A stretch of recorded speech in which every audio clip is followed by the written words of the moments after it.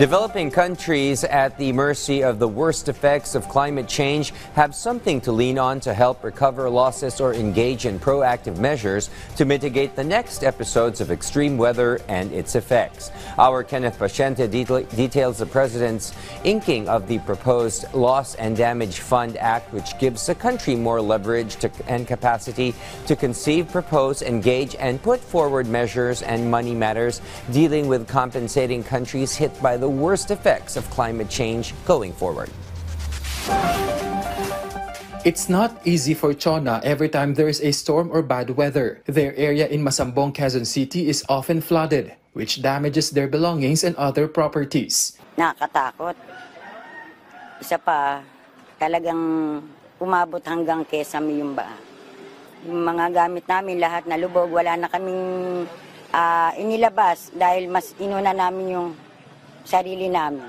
That experience and the experiences of other Filipinos is what the government wants to solve. As a step to address the effects of climate change, including flooding, President Ferdinand R. Marcos Jr. signed Republic Act No. 12019 or the Loss and Damage Fund Board Act into law. According to the Presidential Communications Office or PCO, the law will allow the Loss and Damage Fund Board to address recorded damage visited by disasters due to climate change. The board will also have the voice to carry out legal activities, acquire or dispose of assets, and pursue and spearhead legal proceedings. The new law will also enable the board to negotiate or enter into agreements with the World Bank as an interim trustee and host of the fund secretariat to carry out the mandates set forth for the board. Recently, the Philippines was chosen to host the Loss and Damage Fund Board, which was formed during the United Nations Climate Change Conference last December. The Department of Environment and Natural Resources previously explained that fund aims to raise money and provide financial assistance to countries most affected by climate change.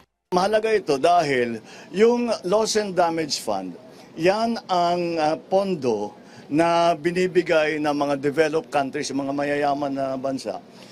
Yan ang kanilang pondo na ibibigay para ayusin yung mga naging problema sa environment dahil nga sa industrialization na ginawa nila. At sinasabi nila may damage, may loss ang mga developing countries dahil sa industrialization ng mga mayayaman na bansa. The Loss and Damage Fund is the financial resource or pooled money raised by developed countries to help developing countries like the Philippines respond to climate disaster caused by the continued industrialization of wealthy nations. This fund will be managed by the Loss and Damage Fund Board, with the Philippines chosen as host. Kaya naman, magiging malaki ang ating impluensya para lahat ng ating pangangailangan, lahat ng ating pananaw tungkol dito sa subject matter na ito, ay maaari nating sabihin at maaari magka-influence tayo. Sasabihin natin, hindi nyo na naisip ito o ang kailangan nyo na gawin ay ganito. Lahat ng mga ganyan, may boses tayo na malakas. Yan ang pinaka-importanteng resulta sa pag-host ng Pilipinas sa Loss and Damage Fund Board.